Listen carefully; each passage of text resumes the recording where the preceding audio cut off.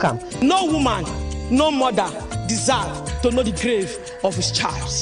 The bank manager, the bank executive, they are the one the government should first face. People They Talk, the show on Monday to Friday by 5 p.m. on top ADBN TV.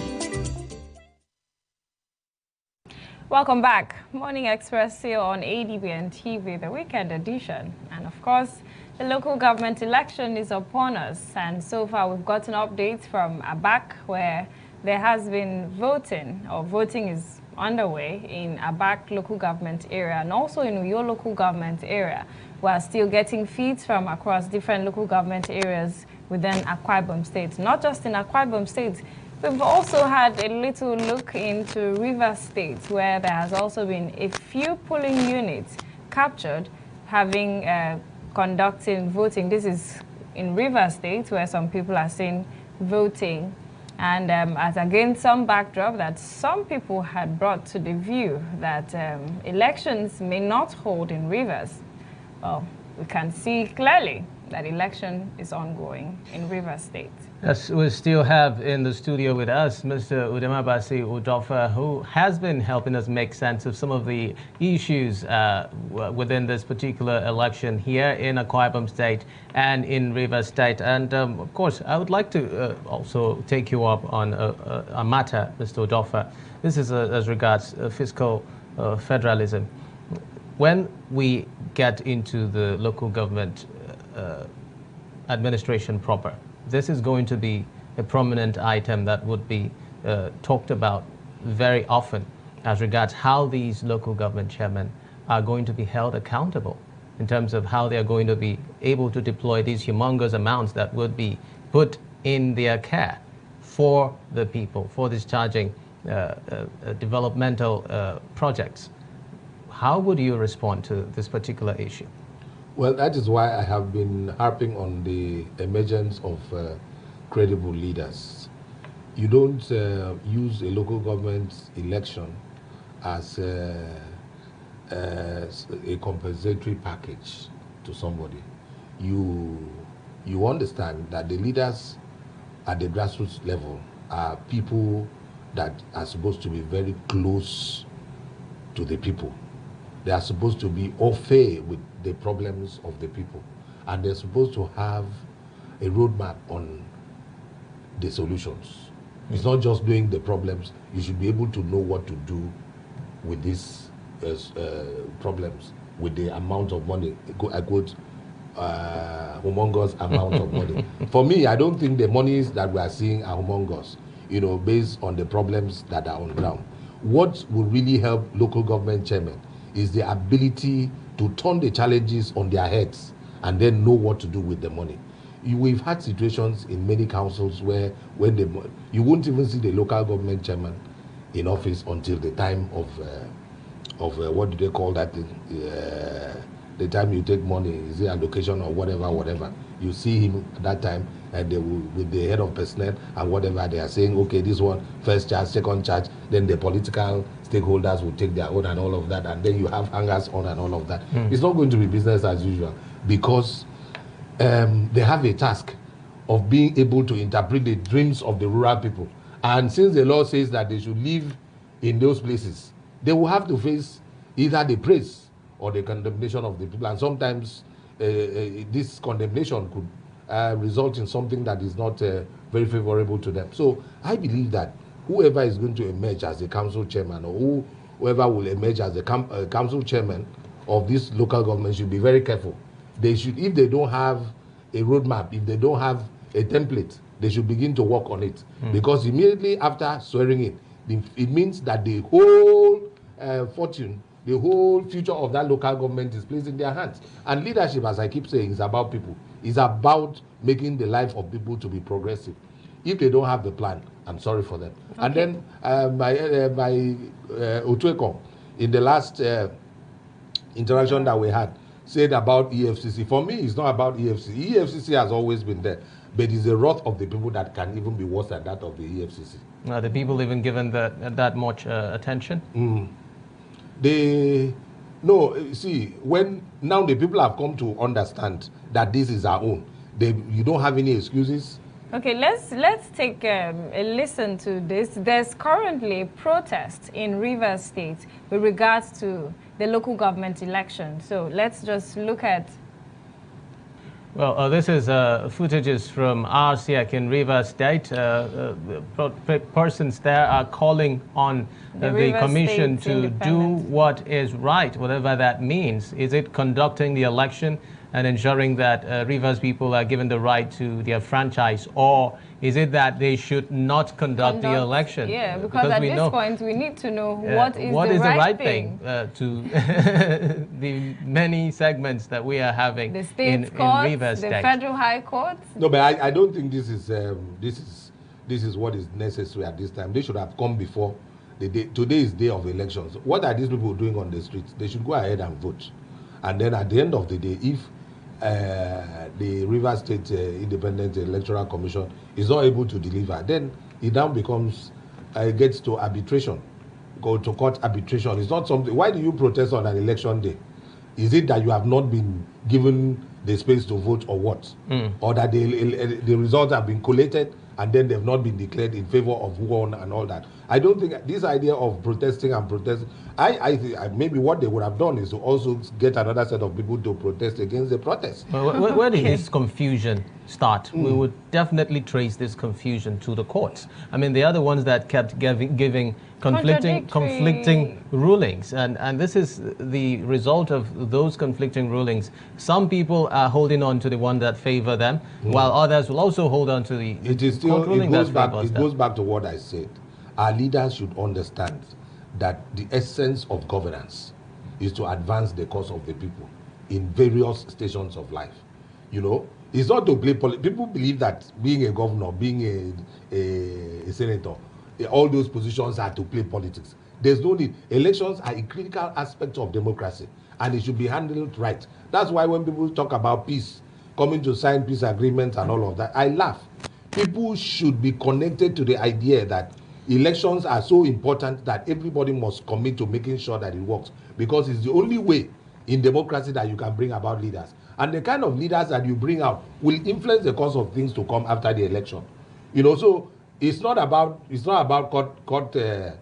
conflicting judgments. Conflicting judgments or the people that go to win elections in court. I don't subscribe to those kind of things.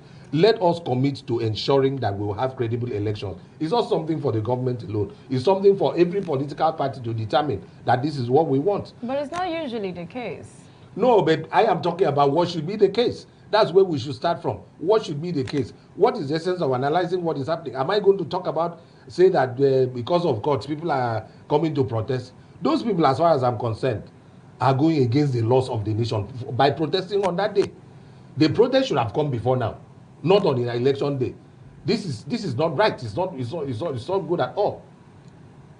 Well, a lot of issues really as regards the crisis in Rivers State, and the fact that this is coming on the day of an election that is being organized by RCEC. But then the issue, it still boils down to the conflicting issues. INEC is saying that it never produced, INEC actually said it did not provide the voter register for this process to continue. Now, the issue of legality comes in.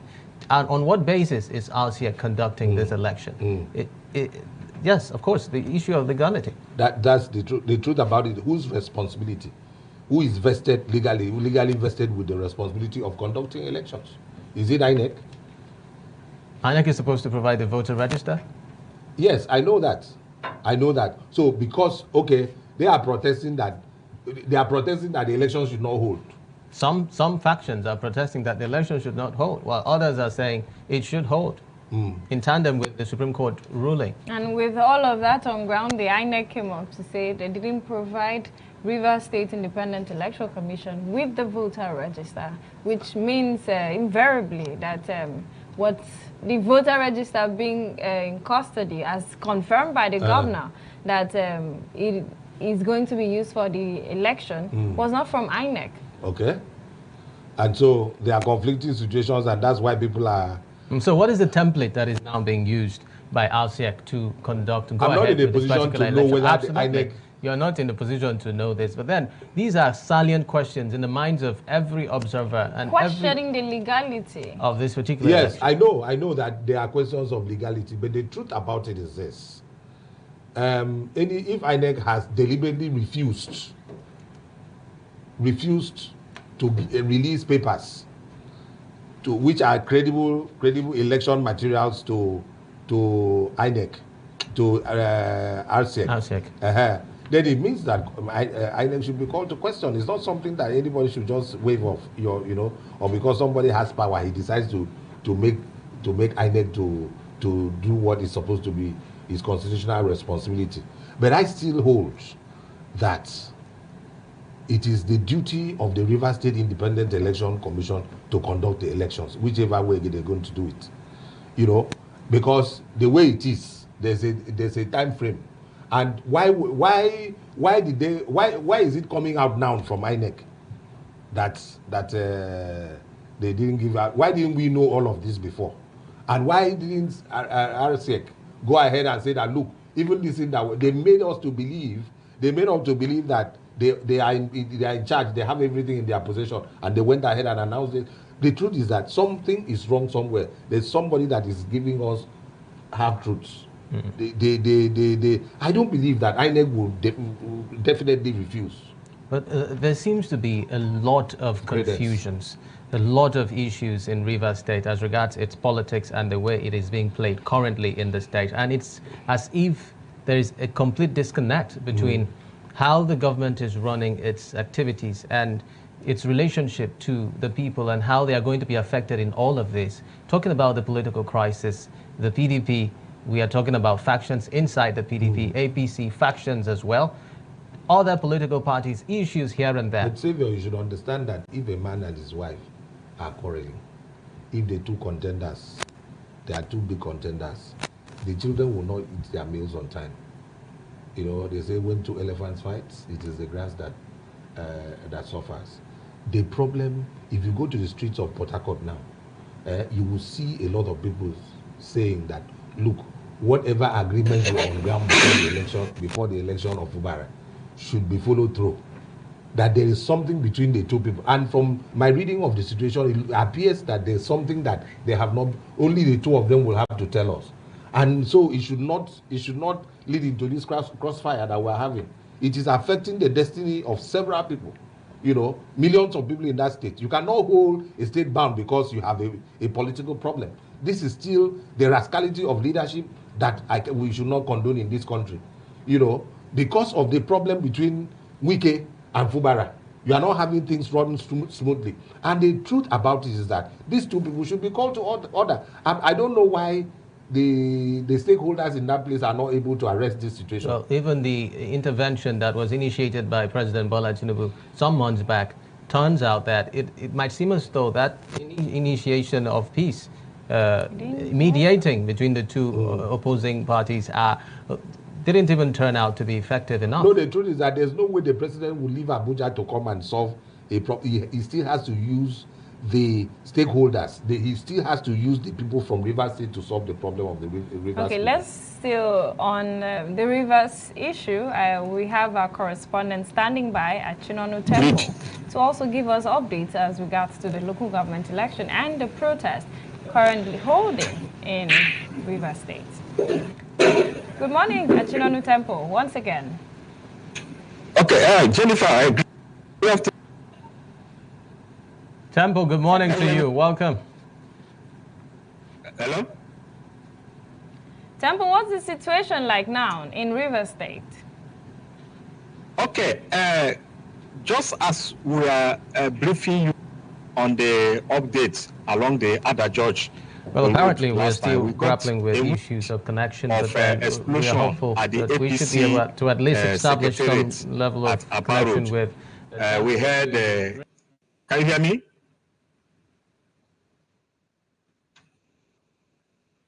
In this particular local government election. Well, Temple, can you hear me? Yes, I can hear you. Temple. Okay, can you bring us up to speed quickly with what's really happening in Rivers State currently I understand your location is Aba Road. Okay, yes. Just as we are briefing you people the earlier election update along the Aba Road, so we got a wind of explosion at the APC Secretariat at Aba Road. So we quickly dispatched to that area. And that place we land is an office operated by the Tony Okocha faction of the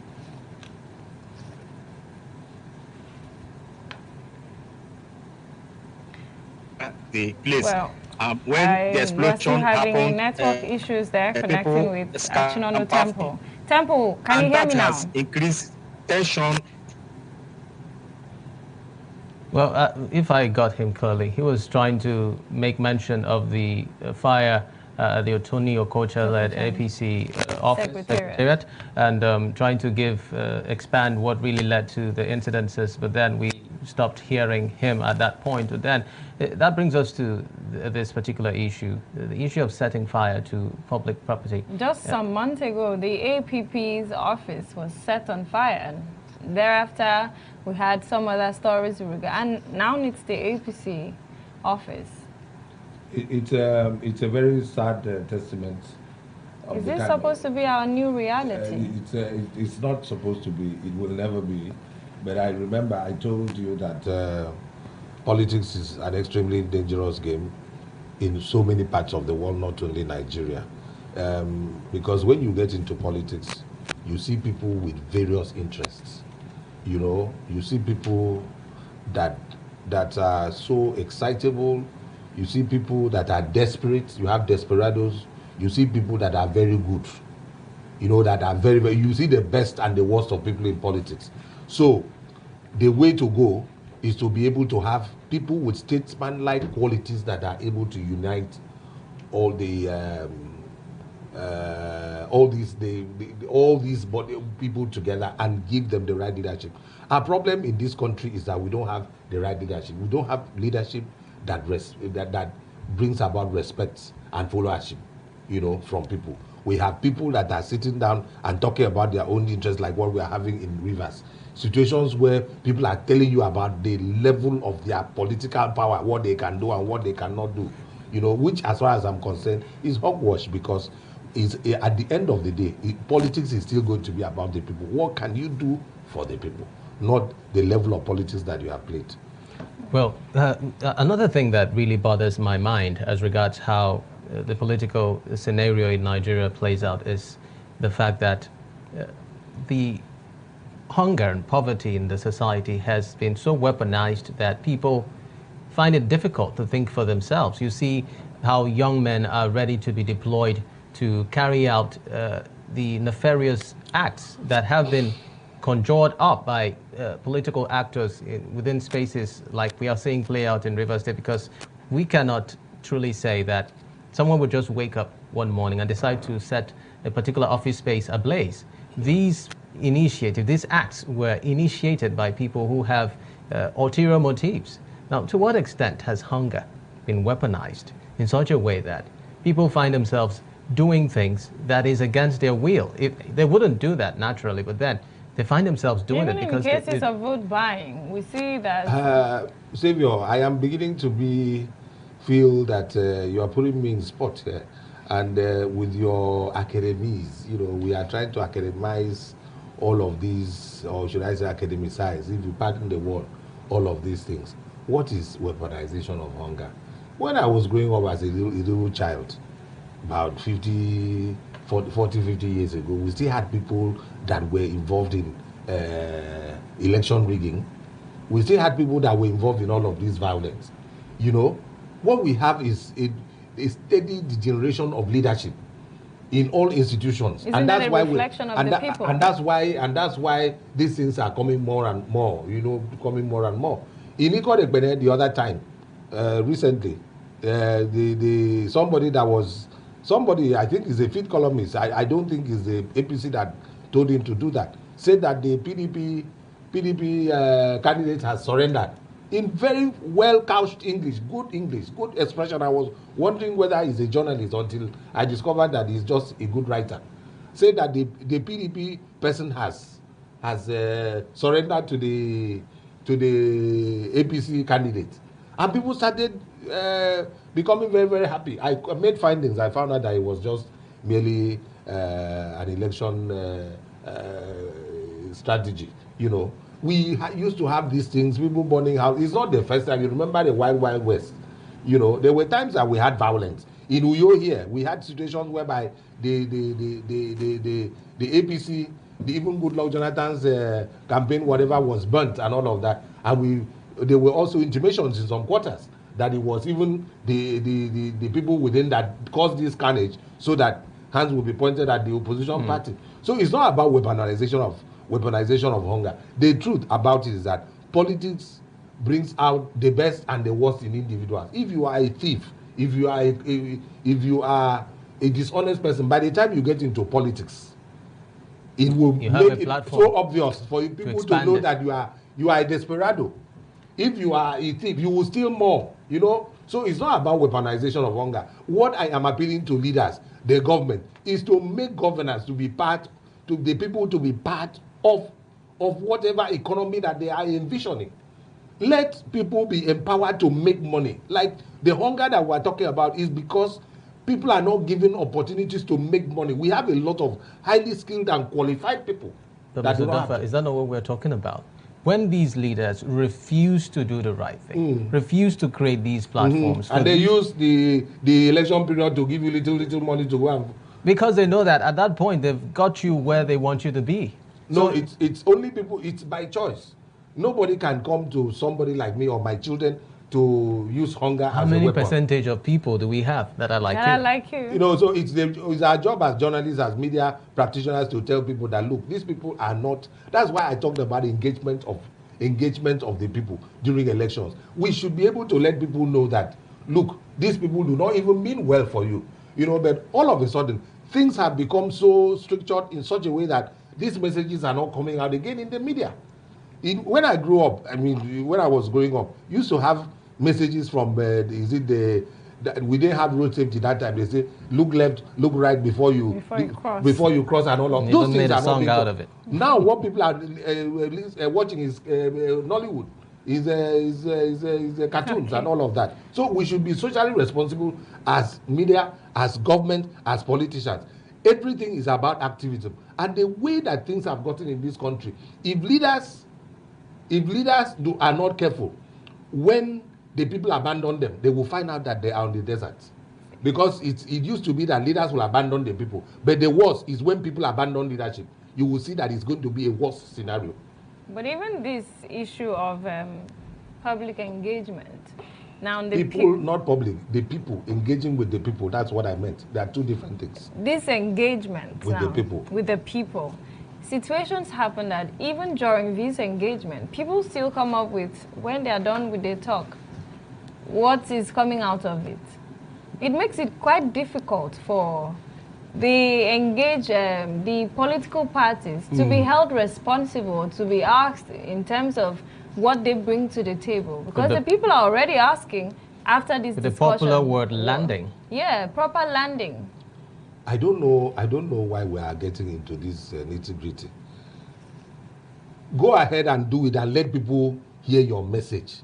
What you decide to do with it is not that you go to somebody's house and that you are not going to... During the time of option A, somebody mentioned option A4 here, and they said they were not going to give people anything. But people divided bread that they were giving to people and putting money inside there and giving... You will be seeing people having money. See, it's not about... All of these things are not very difficult to handle. The truth is that if you engage people, if you let people know that this is why government is there, after some time, these attitudes will change. Yeah. But the truth is that most government does not even care about the people. Have you noticed, Savior, that it is the rich people that are speaking on behalf of the poor people these days?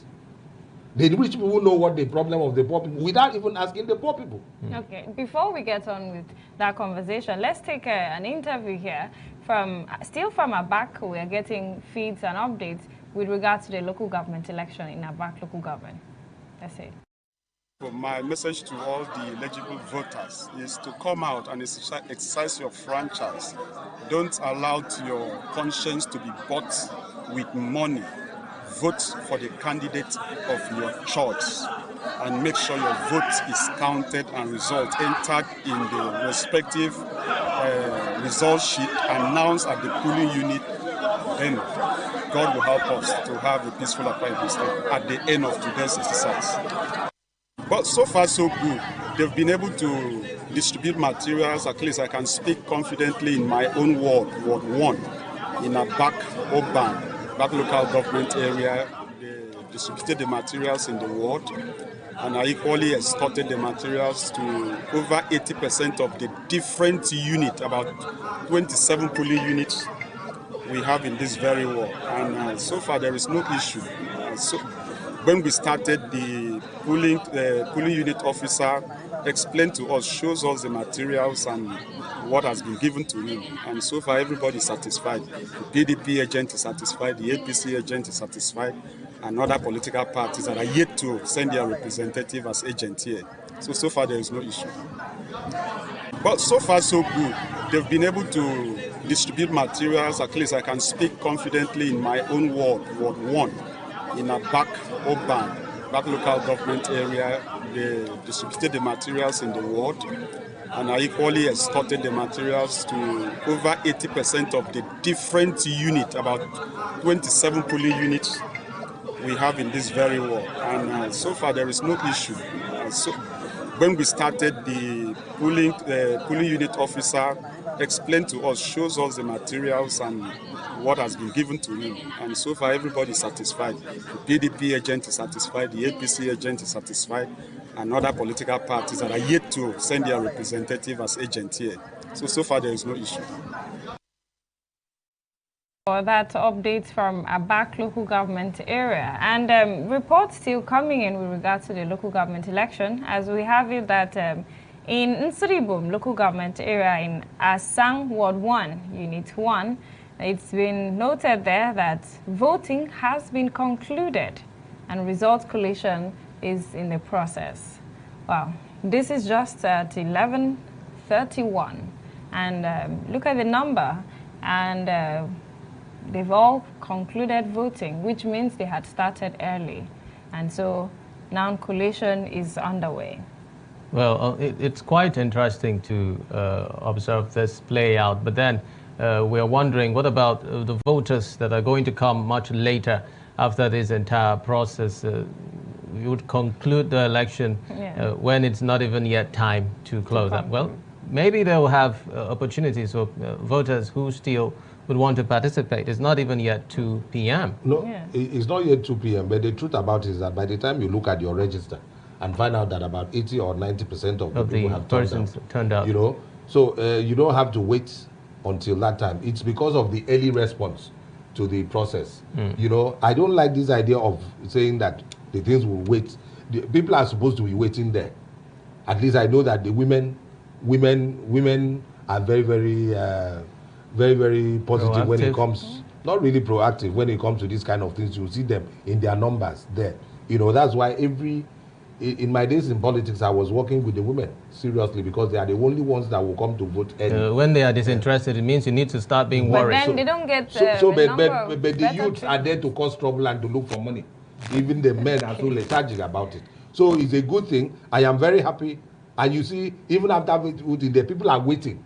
They're waiting. That's the kind of spirit that we have. You know, so it's a glimmer of hope that things are going to get better. And when you see it happen like this, you know that the stakeholders in that place, the political leader in that place would have been able to do their job, encourage people, because in Nigeria offers a very different scenario. In other countries, people listen to radio, they listen to information and all of that, they get information and they act. But in Nigeria, you still have to do the hard copy mobilization of going to people, calling them for a meeting and telling them by 8 o'clock. I'm sure that they think will so better come. And then by 8 o'clock, you start calling people, they say, I'm coming, I'm on the way.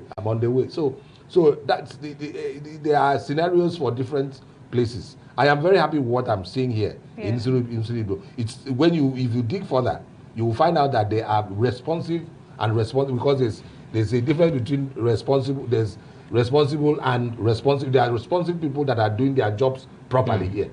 Well, I feel that's quite impressive. But then We are still gathering feeds from Rivers simultaneously with Akwa Ibom State, and we are getting reports that voting commenced in most polling centers for the local government election in Rivers State. Sensitive materials have been distributed. It noted that accreditation and voting began at Ikoku area, Unit 14 and 15, Port Harcourt City at around 8 a.m.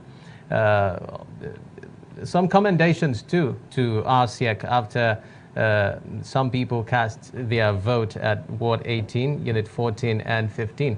Well, reports of some voting going on in Rivers State seems positive actually. But then it's too early in the day to rejoice, because Rivers State presents a very complicated landscape. The people, we need to hear from the riverine, the river-bearing communities, you know, the jaw side of it and all of that.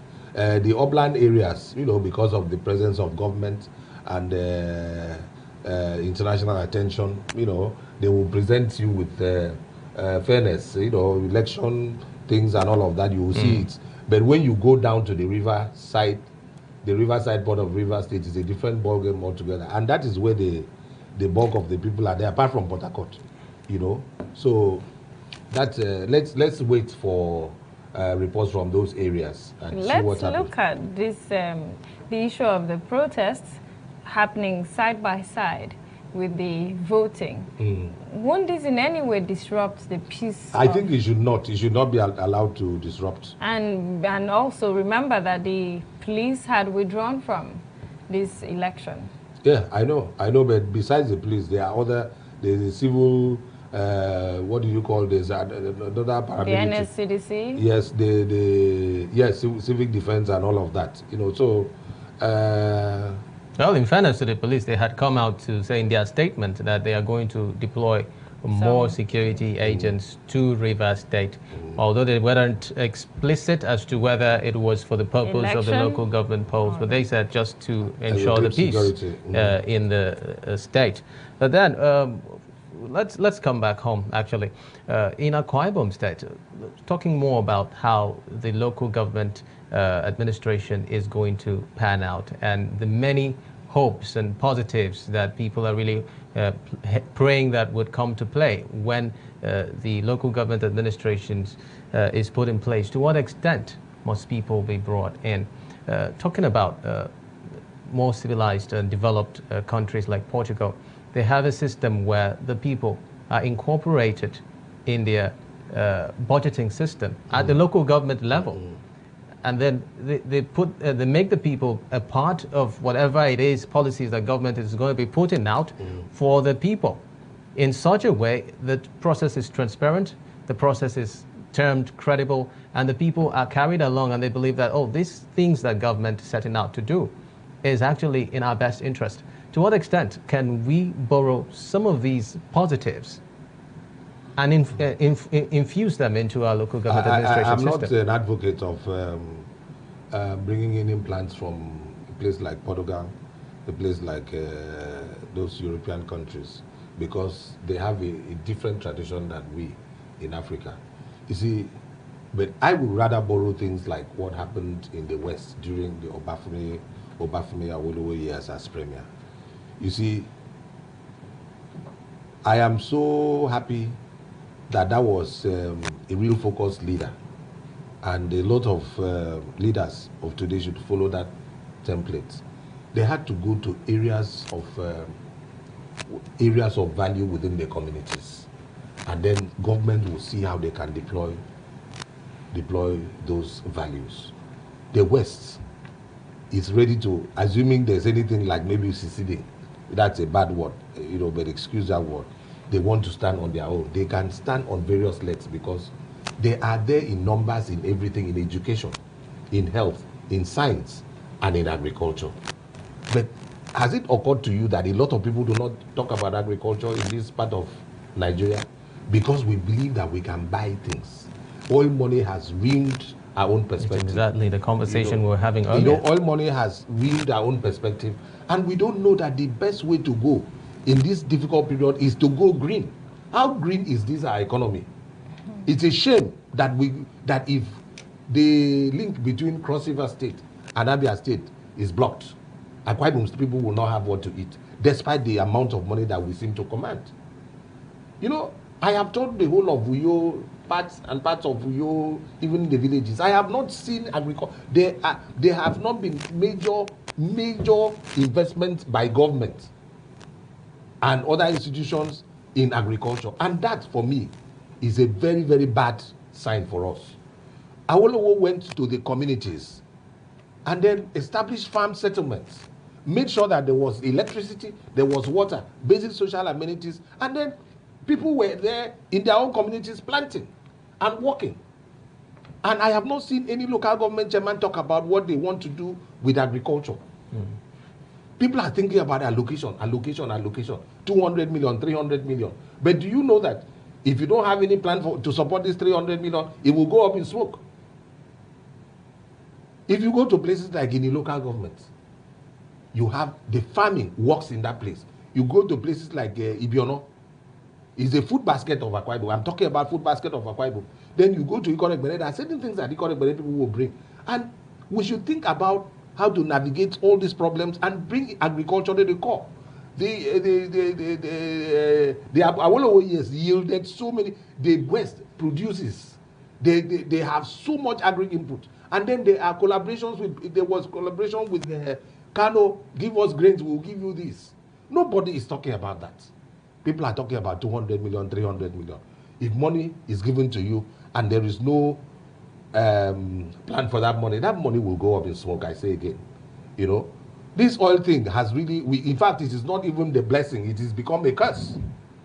I talked about the green economy in our own nation. We have the shoreline. Nobody's talking about that. How do we exploit the shoreline? The tourism potentials that are in that place, nobody's talking about that. People are talking about oil. When you go to those places, there are areas that have been so despoiled. Why can't we talk about the blue economy? To what extent has the desire for immediate gratification come to play in Nigerian politics? It is, there's not, you can't stop it. You can't stop it. But my own is, let us take ourselves away and think of how we can grow our own local economies. That's the only way we will change the way things are done. And it has to start with leadership. Leadership must be able to tell us this is what we want to do. We must be able to sit down with the local government chairman and say, forget about what you want to make. What are you going to do for this community? And you know, we also talk about security. Security is in the villages, the village heads and the clan heads. Those are people that reside within the community. They know who is a thief. If anything happens, you can bring it. So all this one of talking about internal security and all of that, the local governments have a lot of responsibility in securing our villages, in knowing who and who is supposed to benefit from so and so loans. I want to know how many, the list of farmers that will be given grants and improved seedlings and tractors and all of that. Because, see, Nigerians don't really want so much. They don't want to be pampered. Just give them a direction and they will follow. Now, but before the recent Supreme Court ruling on the local government autonomy, now prior to that, people in the local government areas had this issue with the state government with regards to payment of salaries. And not just that, in some local governments, some people had believed that they had left a number of their responsibilities to the state government. And in the state government, trying to juggle a number of these issues, may not have been able to meet up with those responsibilities. Now with the local government autonomy, and now we're having a local government election, do you think that these people who would be elected into the office will be able to meet these responsibilities, putting to consideration the fact that the finances and number of issues being put forward are now enormous? Do you think they can meet up those responsibilities? No, I'm not going to answer that very directly, because like I said, you are adopting what Savior did to me the other time, putting me in spot. I'm not going to take responsibility for the rascality of any politician.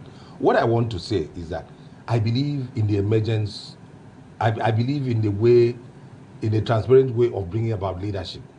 Let us consider people that have proven their mettle before now.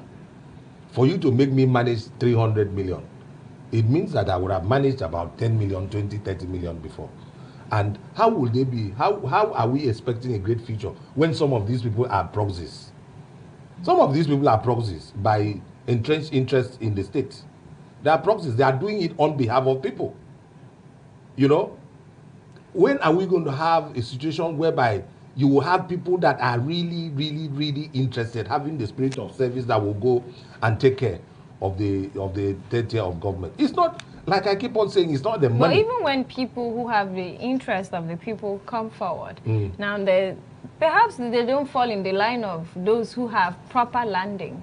And so the people neglect them. What do you mean by proper landing? Well, that they don't have a big pocket to get the people to vote for them or to... Possibly. No, I don't see. Whether you like it or not, election is a contest. And you must be primed and ready for this contest. It's not something to come and make noise. Like, you see, in Akwa Ibom State, the PDP started. The PDP has really made a lot of investments in the people. They have done engagements in the people. All other parties have not been able to do that. And you see, don't blame me if I keep on mentioning Tinubu and the Senate president. Godswill Akpabio will continue to win elections in this state because he has a connection with the people. The people trust him.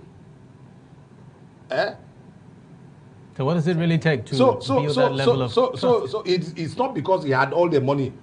It's not because he had all the money. It is because the man has an agenda. He has the spirit of service and he goes about. See, the secret is in the starting. The secret is in the starting. If you don't even start, if you start by saying, look, they are not going to give me an opportunity to rule, to win the election. I told you that we have, in the economy, we brought the ANPP chairman in a PDP dominated states. Part of Oron, the truth, it begins with the person that wants to serve. Start it. And go, okay, how did Clement Jumbo that you just talked to win elections? It's not because he had so much money. It's not because he had godfathers. But people saw him as a man. He met people during burials. He met people during child education services. He went to the people. He made himself part of the people. And the people said no. So apparently it starts from how your relationship with people. That's right. You have to cultivate the people. That's why Godswill Akpabio will continue winning. One day he'll probably be a president of this country because he knows how to engage with the people. And when he was in leadership, you know that we knew that there was a governor in these states. I was here during his years. It's because of him that I left Lagos. You know, I've not really benefited directly from him, even though we've met a couple of times. But the truth is that when he came from Lagos, he wanted to serve. And everybody knew that there was a governor in this state. But what do we have now? We had a succession of people that would just go announce government policies during burials and all. Godswill Akpabio brought government. And he engaged with the people. So local government chairmen who want to be like Godswill Akpabio, who want to be president, who want to be governors, should go ahead and engage people. Mr. Duffer, you had mentioned earlier that there are still pockets of issues where persons influence some candidates that are going to be manning these offices. They are by proxy. Well, we're coming to that. Now, autonomy is here. Yes, that's right. And this is supposed to give the local government the freedom to run its affairs. That's right. To what extent do you think this proxy will work? It would work. I mean, talking about the state governments now, are they going to be able to effectively take their hands out of the affairs of the local and allow these administrators to do their job? When you asked me, I told you that I don't really have a lot of hope because I know that there are some entrenched proxies in the system, a couple of local governments. They will not allow it. They will not allow it. Otherwise, why would somebody who is a serving commissioner in a state will now go? Who do you think sent him there? What if he says he has what to offer to the people? Why didn't he do that before the what do you call it? Announcement of the autonomy. Why didn't you have commissioners go? You see, people just move because of what they see in that office. It is not the office that makes a politician. It's a politician that makes that office. That's why, forgive me, I will still talk about Godswill Akpabio. When he came to this state, nobody knew him. But the offices, he created relevance in that office. And that's why wherever you go in this country, you will hear. I'm so proud that we come from the same place. So let's not talk about all these people, we don't have money and all of that. Do you have a plan for the local government chairmen that we are electing? Do they have a plan for the people? I remember one of those days, we were going to celebrate Tikorebene at 60. And I went, contacted the local government chairman that was there, and they said, we're waiting for gospel to come and give money. I said, what? You don't even need anybody to give you money. If you have the right thing, even the Queen of England will come. At that time, it was, if we want to celebrate Ikot at 70 or 70 something now, the King of England will come because we have a lot to offer. We have a lot of partnerships from all of these places, and they will come. But you sit down and say, we wait for the government. You see, we need to allow genuine leaders, people that are meritable. I learned that word today. Meritable, that have merit, to be able to come and get to the commanding heights of this look, not to bring in people that are proxy, people that are thinking of the money. Now, you're talking about proxy, Mr. Udofa, but I'd like to follow up that with what you feel can be done. Yes, if per se there are these proxies that you talk about, what are those policies that can be put in place to ensure that? It's not a policy issue, sir. What can be done to ensure that they are put? It's for the people. Let me tell you, there's no way you can emerge in today's politics if you don't have people backing you up, powerful interests backing you up. It begins with the people that own the community, the leadership of that community. Every community, whether no matter how small, will always have leadership. And you as a person must be able to go ahead and interface with that leadership. What if that leadership is corrupt? If the leadership is corrupt, there is always a way that people turn against such corrupt leaders. If you offer something that is a way that people see, let me tell you, it is people. I told you that the worst will happen when the people abandon leadership. Now leadership is abandoning people, but when people abandon leadership, it is very bad. I've been in situations whereby people come in and expect people to come and greet them and all of that, and they just stay there and become very miserable people. You see, so offer people an opportunity to make themselves better, and they will know that other people have been breathing down on their necks and making things difficult for them. Okay. There's always an opportunity to get people better. All right. Clips are still pouring in the local government election, and one is still from Ibom, Asang Ward 5 and Unit 4. And here it's clear voting has ended, but, well, the ballot box is yet to get to Collusion Center. How much transport money do we have to pay to get this box to the Collation Center? And how do we avert stories as it travels? But the results would have been announced now. That is the result in that unit. Would have been announced. You know, the sensitive materials will bear the results of those ones, and then you take it, because this thing is a tripartite arrangement from the unit to the collation center and then to the local government.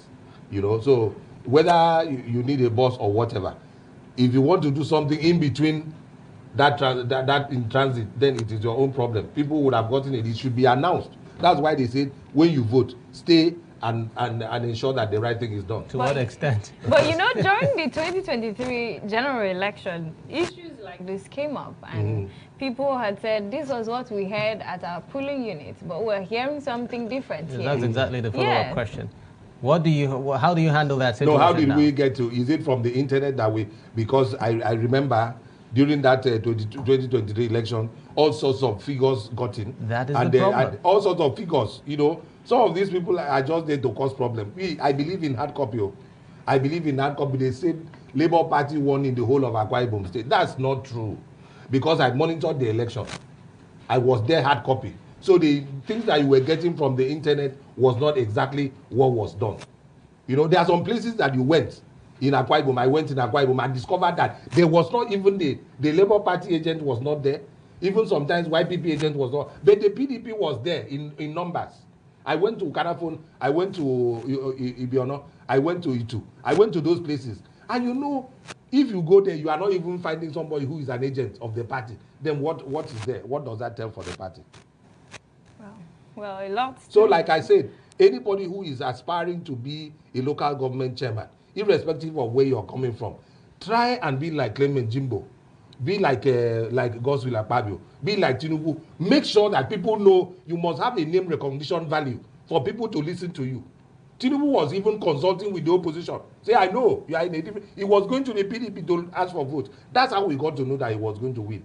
But here you have people who will sit down and say, see, Aki Sek is doing this, that. What is your name recognition value? Who knows your party where you are? Can you even deliver your family? Some of them will have 1, 2. And I say, don't they have children? Don't they have the wives? Which means that the wives may not have the card. So it is how these leaders emerge that will impact on the way they are going to lose. But most, Franklin Song said something. He said the fear of the EFCC is with them.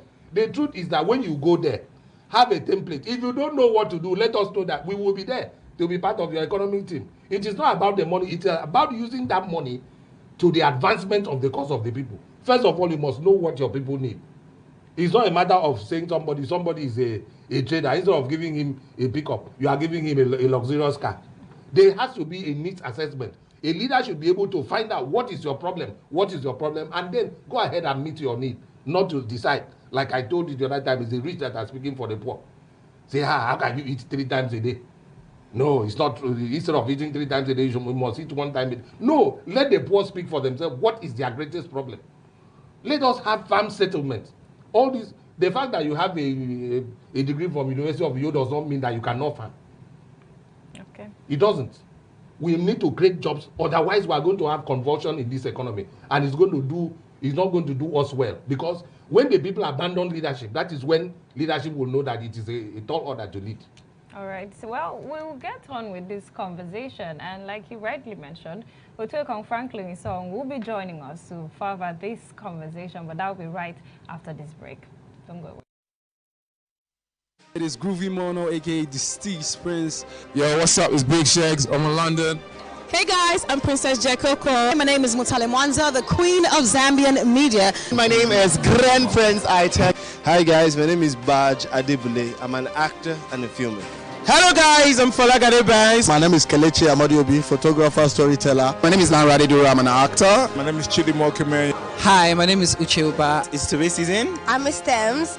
Hi ladies and gentlemen, boys and girls, mamas and brothers, I am Jimmy. You can call me the Entertainer. My name is Essie Odometa. I am an actor and a film producer. My name is Sadiq Uvana. Hi. My name is Julius the Genius. I would give a shout out to ADBN. Big shout out to ADBN TV. You're watching ADBN. And you are watching. Keep watching ADBN TV. And this is ADBN TV. And this is a shout out to ADBN TV. Keep watching, don't switch the dial. Shout out to ADBN. Keep watching, love. And you are watching ADBN TV. Shout out to ADBN TV. I've got one thing for you. Make sure you keep watching ADBN TV. And shout out to ADBN TV. Shout out to ADBN TV. Don't touch the dial. And you're watching ADBN TV. Keep watching ADBN TV. And I'm shouting out to ADBN TV. They're watching ADBN TV. Keep watching ADBN TV. This is where to be. And you're watching ADBN. And shout out to ADBN TV. And shout out to ADBN TV. Keep watching. And you're watching ADBN TV. Keep watching ADBN TV. Right now you are checking out ADBN TV. One time. ADBN. Keep watching. I love you and kisses. Keep watching ADBN. And a special shout out to ADBN. Keep doing what you're doing, guys. Please don't touch that dial. Stay groovy. Hey, Bobby. Ha! It's a shout out to ADBN. ADBN. Advocate Broadcasting Network. Heartfelt congratulations to you, Justice Kudirat Kekereekun, GCON, Chief Justice of Nigeria, on your well-deserved conferment as the Grand Commander of the Niger, GCON. Your dedication to service has earned you this prestigious honor. Advocate Broadcasting Network celebrates you.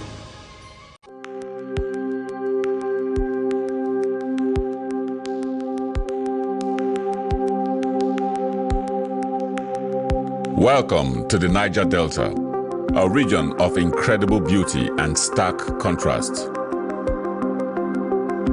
From its breathtaking landscapes to its rich cultural heritage, this is a place where history and modernity collide. But beneath this serene surface lies a story of struggle and resilience. The Niger Delta is the lifeblood of Nigeria's economy, home to vast oil reserves that fuel the nation, yet it is a land where the people fight for their share of the wealth. Join us on the program Niger Delta Today as we explore the heart of the Niger Delta, discover the vibrant cultures, the struggles for environmental justice, and the stories of the people who call this place home. This is the Niger Delta, a land of contrast, a story of resilience, a journey of hope. Don't miss our exclusive series, Niger Delta Today, every day at 12 noon, only on ADBN TV. Witness the untold stories, experience the journey, be part of the change.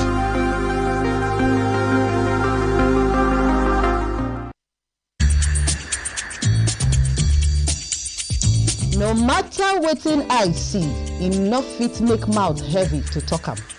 That's now why people dey talk. You know wetin dey worry you, but you no go fit help yourself. In this kind of situation now, what if they really no talk to una?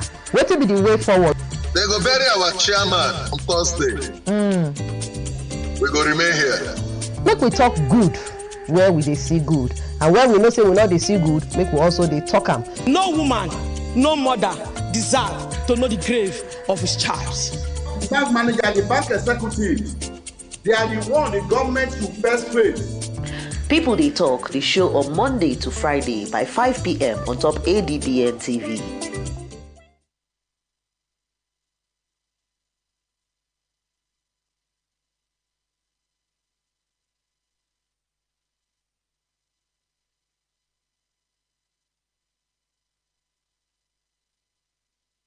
You're still watching Weekend Express, brought to you by ADBN TV. Of course, you know we're broadcasting on DSTV 258 and, of course, on Star Times 140.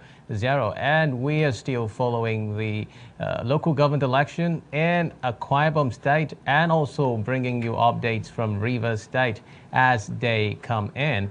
And before we went on the break, we were dwelling on proper, effective local government administration and to what extent Nigeria as a country has done enough work to ensure that that particular tier of government is effective. But currently we are being joined in the studio again by Otwekong Franklin Isang, Director Cran, and of course he's a media expert. Otwekong, you're welcome again on the program. Thank you for joining us. You've had some sights on the election. Okay. Well, some locations have concluded the voting part, and the other, some are still in the process. And it also make us want to understand, if you've completed, as at 11:30, if you've completed voting process, wouldn't this have anything to do with, well, some people might still want to come after that. So the issue of disenfranchisement of people that would still want to participate comes in. Is it okay that the process finished? No, I don't think if you say completed, that they have gotten the number of registered voters voted as paid, those that they have accredited, because the opening of the polling commenced with accreditation exercise. They will have to accredit those who have come out to vote, and then if that is done, and then the number of persons who have been so far by them accredited have voted, and no person is left, then it means that there is need to close the polling, and then the collation will now commence, counting of results, and then the announcement will be done. Okay, I'll check on Franklin. I think we have feeds from one of our correspondents who is in the field currently, David Isang. Can you hear me? You're welcome on Weekend Express. Hello, David. Welcome. Yeah, hello, Xavier. Good afternoon, David. Welcome on Weekend Express. David, can you hear us? Again. Can you hear us? Welcome. Yeah, I can hear you loud and clear, Xavier. Okay, David, so now, where exactly are you at the moment, and what's the situation like over there? I'm currently at 18 and local government, to be precise, Ward 1, Unit 7 in 18. We've been through other local governments. We've been through Uyo, we've been through Ibom. So we're currently at 18 and to observe the process of the local government elections here in 18. Well, I would like you to bring us up to speed with a little more details as regards the ambience. What is happening in 18 currently where you are? Have voting started? accreditation, and how is the turnout? Okay, Etinan is peaceful. They started voting like an hour ago.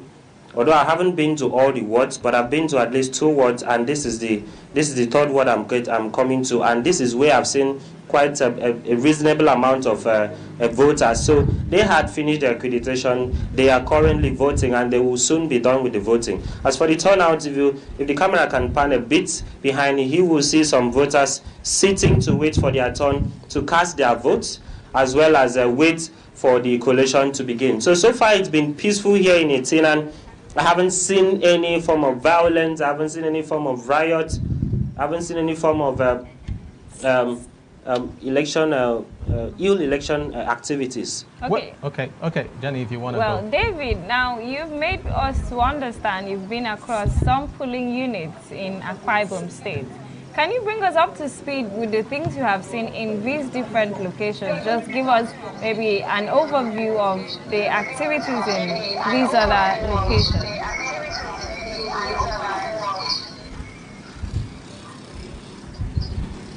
David. Sorry, can you come again? Yeah, you've gone through some other polling units and other local governments in Akwa Ibom State, and you are currently in Etinan. Can you tell us a little about the things you've noticed in each other of these local government areas and polling units? Just an overview or an Okay, I've been through Uyo. I was majorly at Uyo, Uyo Urban to be precise. Uyo Ward 1, Uyo Ward 2, Ward 3. For Ward 1, I think, if I can recall, there were no much turnout for Uyo Ward 1, but in Uyo Ward 2, Ward 3, and Ward 4, there were massive turnouts. You know, as of the time we left for the monitoring, I think from around to 8, most of those voting centers were not, they did not start. You know, most of them, the officials did not come out to prepare a voting process. But when I got to Ward 3, Ward 4, Ward 5, and Ward 6, voting, the process had begun, particularly in Ward 8. Units like Unit 20, Unit 13, and Unit 14, they had begun the process. And as of the time I left Uyo to get to Ibom local government area, most of them had begun assembling of votes already to their various collation points. And then I journeyed to Ibom local government area. I got to Ward 1, Unit 1. That's where the collation center is, and they had begun receiving results from various votes cast from various polling units to begin to collate them. And then I went to another ward where they had, to be precise, Asang Ward 1, Unit 4.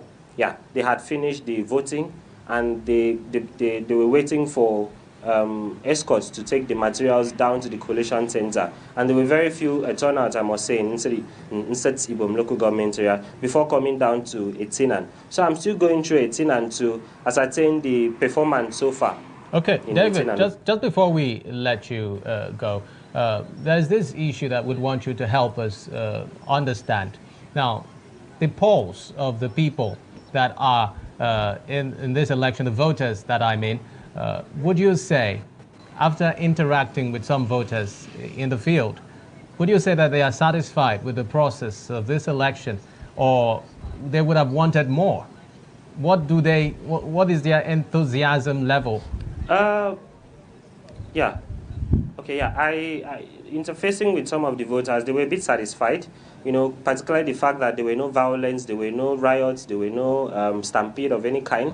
And I saw massive security present. So any voter being in such situation are bound to cast their votes successfully and peacefully. So they casted their vote, and they told me that they are comfortable with the process, pending the credibility of ACISEC to announce the actual results as votes casted by them. So far my conversations with them, they told me that they're satisfied with the process, the voting process so far, and they are hopeful that when these results are being collated, when the final results are being announced from various wards, various local governments, they're going to have the exact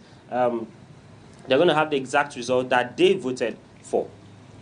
Well, all right, being that you've mentioned security personnel, did you notice security personnel, their presence across these polling units?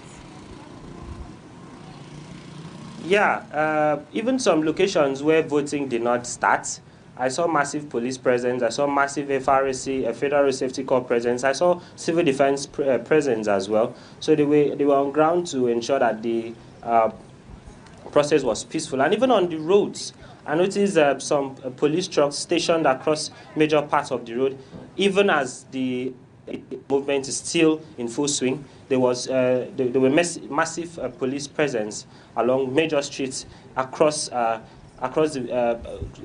streets in Uyo, Etinan, and Ibom. So from here, we'll be going to Ibesupo local government to look at things over there, and of course, we'll bring more reports as we see them. All right, David, thank you very much. Please try and be safe out there and ensure that you help us with more updates as you move around. Thank you very much. Thank you so much for your time. Well, speaking Otueko, with David Isong and now speaking with Otueko Franklin Isong. Well, you've heard from David with regards to the scenario in Akwa Ibom, in Uyo Urban, in Ibom, and now he's in Etinan. Would you say these places were predestined for peace? You know, before I left, when I was here, in my opening, during the paper review segment, I said that Center for Human Rights, which by God's grace I'm the director, organized a stakeholders engagement with AKISEC, with the stakeholders, including the political parties and the security agencies, and we all brainstormed and then agreed that we need to have a free, fair, peaceful and credible election whose outcome will be acceptable by all. So part of what we are seeing today could be attributed to the effort we have put in place prior to this election, because we, like we said, we did not want to have a violent election where the image of the state that has been noted to be peaceful being dented because of election. And after election, the state still exists, and we are all from here.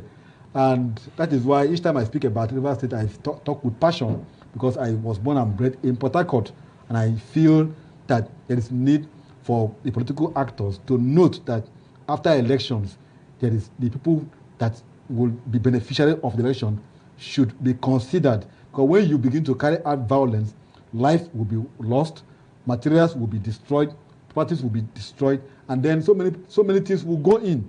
So I'm happy that cutting across Uyo to Ibom, to Ibom, Etinan, that is peaceful. This is what I expect from other local government areas. So for me, it was expected because of the input we have made by way of ensuring that the umpire, in this case AKISEC, and the security agencies committed themselves to giving us this kind of exercise that we're having today. This input isn't reflected in Ibom. Of course, Ibiono and most part of Inni and Ikono could be expected from the outcome we are having, the feelers we are getting, because right now my phones, I've been busy trying to respond to messages.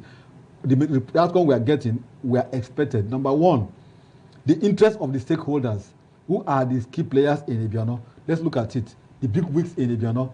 Senator Itainang is from Ibiono. He is a big wig in Ibiono. You have the former the YPP candidate, Senator Bassi Albert, who has left for APC. He's also from Ibiono. Then you have the incumbent House of Rep member, Right Honorable Meba Siokun. He's from Ibiono. Then you have the Commissioner for Information, Honorable Ibom. He's from Ibiono. You have the Chairman Airport Development Authority, Dr. Inyebong Essien, and other stakeholders. So the contest will become more interesting in Ibiono. Now you move to Ini and Ikono. You have Senator Aloysius Etuk, former senator from Ikono. Then you have the incumbent House of Rep member representing Ikono and Ini, Right Honorable Emmanuel Ukpongudo, whose election was contentious. You had what happened, that we had a rerun in the House of Reps contest between him and Dr. Gloria Edet. So this interest is what will make it tense in these areas. It's expected, but then the stakeholders should note that after elections, the interest should be that of the people. So not about making sure that people will kill themselves burning things, maiming, the people, and at the end of the day, the outcome will become discredited. But I'm happy that majority reports we've gathered across the state shows that election is peaceful so far. Well, Franklin, just before the elections, the local government level served off. The chief judge of Akwa constituted a panel to look into situations that may arise, for instance, the Ibom issue. But then, do you see some of the local governments that are participating in this local government area having issues that would need litigation? No, litigation is part of democracy. It's an inherent element in having a credible, process. Now, if you do not have tribunal in place, then you are leaving the stakeholders to carry out the do or die contest. They must either win on the pool or nothing else. But when you now have the option of exploring, judiciary, which is part of the democratic process.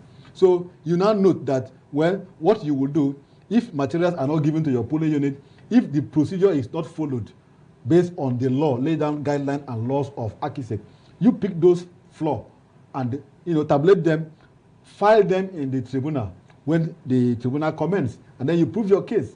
That is it. Instead of resorting to burning the ACISEC office, burning properties, killing persons, and maiming others because of elections. This is what we've been condemning. Those who were killed in the past elections today, families have been left. The widows are there. The children are there, homeless, and the fatherless and the motherless. Look at what happened today in River State. So instead of you going out there for do or die contest, you have an option of seeking a redress in the tribunal. Okay. So for me, it's the best way of seeing that is part of the law. Well, you're Director CRAN, and you had organized this forum where people came together to ensure that they projected what is going to be the outcome of this particular election. Now, to what extent would you say that the dictates of that particular forum would go a long way in influencing the outcome of this particular election? I believe that before now, prior to this election, we've not had such kind of dialogue before. We've not had such kind of keen interest. We've not had an election where commissioners will resign and go and contest for local government election. In fact, those who are going for councillors today are people whom I want to call, who have cut across all strata of life. I saw a post of a councillorship aspirant, someone who had been a classroom teacher and rose to the rank of a principal, going to contest to become councillor. So you can imagine that people have become more interested in local government election.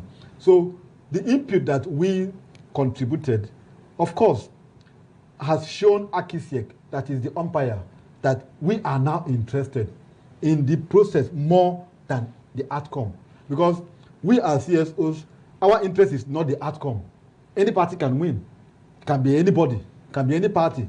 But the process that will lead to the winning is what we are after. What are some of these processes that ACISEC laid out? First, ACISEC had told us that in that conference that, look, the process is what is laid down in the guideline. Results will be announced at the polling unit because it is polling unit elections. People voted at the polling unit. That is why when someone phone in, when someone calls you or give report, you must give a report based on the polling unit he or she is voting. Nobody will vote in two polling units. You don't have somebody say, I voted here and I voted. No. Polling unit report is what we need. Now, the result will be announced at the polling unit. Now, once it's announced at the polling unit, it's now being collated at the ward center and also announced. From there, you now know who is your councillor. From there, you now know who has won at the ward level as chairman. Then you now move it to local government headquarters of ACISEC and then announced. Then there you will now know who has emerged as the chairman. From the local government level, local government headquarters, you know already who is the chairman because the result has been announced from the polling unit to ward level to local government level. Then what is now left is to now collect the result as announced and bring them to the headquarters of ACISEC in Uyo. Then returns will now be made. So it's as simple as that. And when these processes are followed, you will see that even when you cast your vote, and is what is announced in your polling unit, this is what transpired now. You will all be satisfied. you will see that there will be no crisis. Tuekong, it's always this beautiful when we are saying that. That is how it should be. But then, what has promised us. Do you think that this is actually going to be followed through? Because hours from now, we may start hearing, they didn't announce it at the designated points that they were supposed to announce, and we begin talking about other issues. This is not the agreement we had on paper. This is what we had as our polling unit, at our ward, but this is not what we are hearing at the local government secretary. I don't want to play the devil's advocate of trying to preempt or speculating or trying to, say what would may not be or will be or foresee or be a doomsday prophet. I am saying that what ought to be in line with the guidelines of this election, according to Akisiek, according to what the law says, because Akisiek has no voters register. He took it from INEC. Right? That is why you see the River State contest. Some persons went to Federal High Court Abuja and asked the court to restrain INEC from releasing the voters register to SIEC in River State. So Akisiek has no voters register. They collected it from INEC. And the guideline that they are using also draw inspiration from the Electoral Act that was used in the 2023 elections. So the laws of Akisiek or Akwa Ibom State Electoral Commission is not different from what is given. So the Constitution has provided what should be done. The Electoral Act also provided what should be done. And the guidelines that Akisiek had, formulated for itself and for those who are participating also draw inspiration from these two documents, these two grand laws, the Constitution and the Electoral Act. And what the Constitution says is that, what the provision also says is that you must declare the result at the polling unit. After polling unit, you declare the result, you paste the result there, carry a copy, you collect all at the ward center. Then from there, you announce which polling unit, you announce polling unit by polling unit, then you now declare who has won the majority there. And you paste the result at the ward center. So if I go to my unit, I can know who has won because it will be displayed at the polling unit. If I go to the ward center, I should know who has won because the result will be displayed there. Then you now collect all this report and take it to the INEC headquarters and declare it word by word. Then at that point now, you paste the result and then take the remaining ones, take the copy to the INEC headquarters in Uyo. So if I go down to Parenin, for instance, I should know who has won in my unit. I should know who has won at the world level. I should know who has won at the local government level.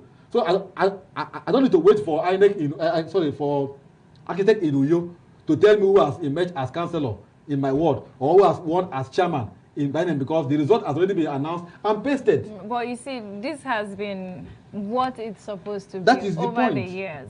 And we've had sweet talking.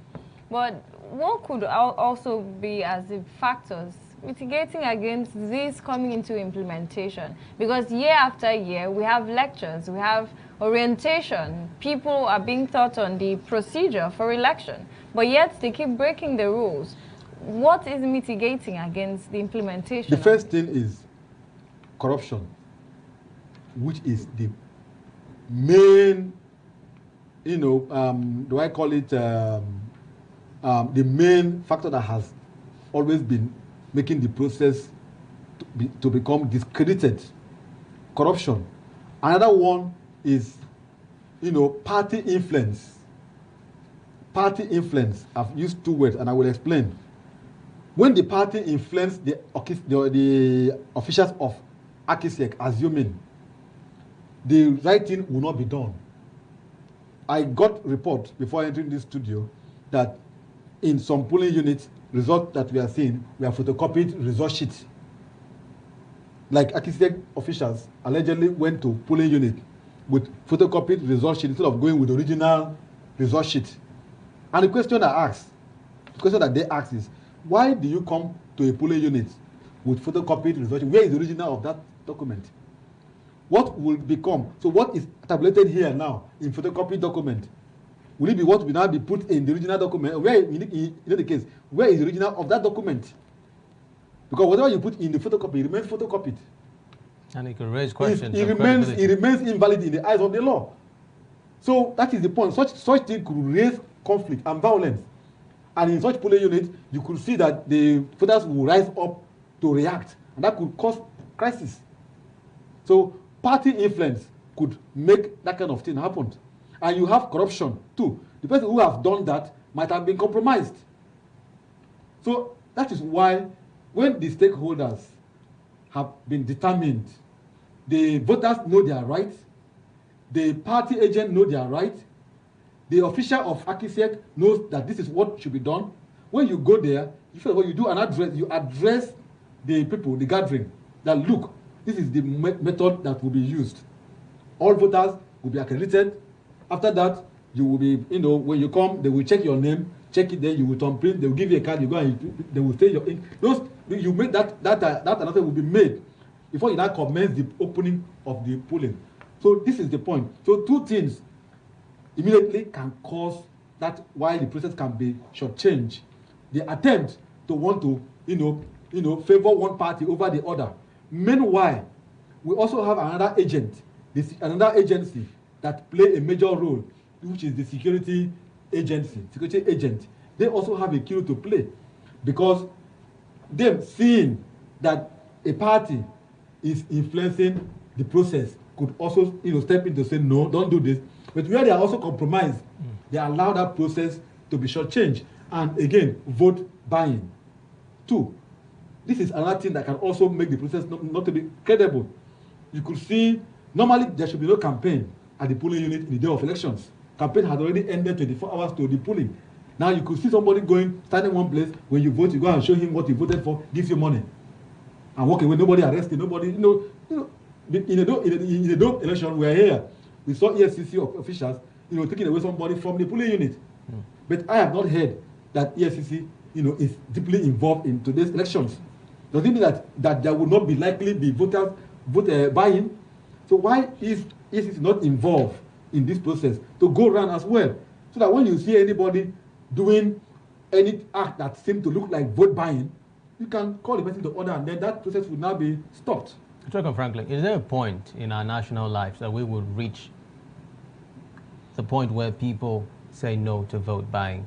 Considering how the society is structured currently, people can blame the fact that they are hungry for the reasons they do certain things that they do. If you present an average Nigerian with a reasonable amount of money to him, he might be willing to compromise. In fact, they explain to you, I may not get these monies during or after so why the don't election. I just get so why it don't now? I just get it now and do what I want to do? When you look at it from this perspective, you begin to wonder, to what extent are we going to continue like this? And is there any end in sight? You see, unfortunately for us, our political leaders and the political class have chosen to weaponize poverty. That is the ban of the whole Well, thing. he had used that statement and before Mr. you Doffa came. almost came for my head. Well, I wasn't here, but that is the fact. Political class, the political actors, the government have chosen to weaponize poverty, and so they could run government with palliative, giving peanut and donut and rice and garri to people. I have seen in this country where on election day, garri, we have 5 cups of garri, we are put in nylon bag, and they wrap it and they put the picture of the person that is the candidate at the polling unit. As you vote, you step by and you take the bag, your own share. When you vote, you go by the bush. And you're given yours. That is vote buying. So that is the level we have been reduced to. Poverty has become that kind of extent. So it becomes difficult for you to stop vote buying, because when these people get what they want, they elope into the air. You don't even see them again. And they blame it on the fact that you've been settled. That's the point. They don't even come again. You don't even see them again. They come after election. They come after 4 years or 3 years for another election again, and you to come and get another term. And this keeps repeating. So you will see people who ordinarily should not be in office, being in power, repeating. They will tell you, don't worry, we will get there. Let me give you a typical scenario. Some years ago, I think in 2003 elections, I went to Imo State to cover the election, And the particular senator, I don't want to mention his name, he will just tell then INEC, he said, declare me the winner, he let go to court. He had the polling unit in his house. He has polling unit in his premises. And he will tell the INEC, declare me. Now court will go. And before you get to court, there you go. The INEC will now frustrate the process of giving out the material for you to go to court. So the filing itself will delay because you have a timeline to file. And until the timeline elapses, you won't get what you need to be able to file in the tribunal. These are the processes that could be used to frustrate the aggrieved party. And then the man keep repeating, he just tell you, declare me, and they will declare him because that is his premises. You heavily armed policemen, they declare you, he declare him, he becomes senator, and he goes there, he sleeps, come back 4 years, he get declared, and he kept repeating. So what happened? And look at the development in the area, even the road to his house, he couldn't even tie it. Road to his own house. We went there for monitoring, we were stopped by, checked, before we could even enter as observers. We are given code of conduct. How to behave. Your modus operandi were given. So that is the point. You should mind where your eyes go. That's the point. So if you as observer could be teleguided, then how much less the voters? That what kind of a thing? We have independent mind. You understand? We're not being paid by him, but they could tell us what to do and how to behave. Then how much less the voters who are being within the area. He knows your father's name. He knows where you're from. Okay. That's the point. So this is the point. So it's difficult for us to check vote buying because our political class have weaponized poverty. It has become part of their tools. In fact, what you will hear them say in campaign is, we will give you food. We will become this. Vote for us. We will give you food.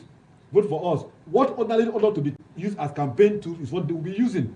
We will give you free education, which is what they ought to give you. We will give you free medical, which is what ought to be given. That's your we will give you road, which is what ought to be given. So for them, because they will use it to hoodwink you into voting for them, they will use it. And it kept making me have headache to see such things in campaign manifestos. What only ought to be your social duty that you ought to give, because the cardinal aim of government is to give security and welfare. Without these two, there's no government in place. So when you fail to do this and you're coming to use it as campaign tools for me, it's just neither here nor there. To what extent? That's the point. To what extent, Otwekong? So to the extent that the citizens become aware and enlightened that it is their duty, they have the power to vote anybody into office and vote anybody out. Like for me, who can influence me with money? Who can influence? Because you are enlightened. You can take the pains of paying your way down to the polling unit. Let me give you a shocker. In 2023, the past election that we had, I don't want to mention the state, a particular candidate mobilized voters, about 3 buses to the polling unit. On getting there, the voters jumped out, started bringing out another party's logo, chanting another party's song, started voting for another party. And they said the man that brought them here did not, when he was there, what has he shown?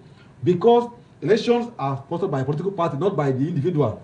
So nobody wants to know whether you are the one. They say, when this party this, when there, what did the party do?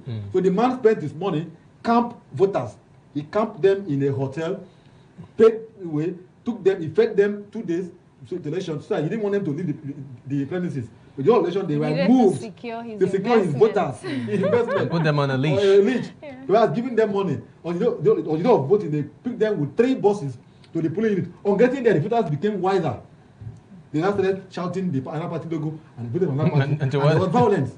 To what extent are we going to reach that level of revolution? So I'm telling you, I'm giving you this because when the youth, now you see, one thing that the NSAS protest has cost is awareness.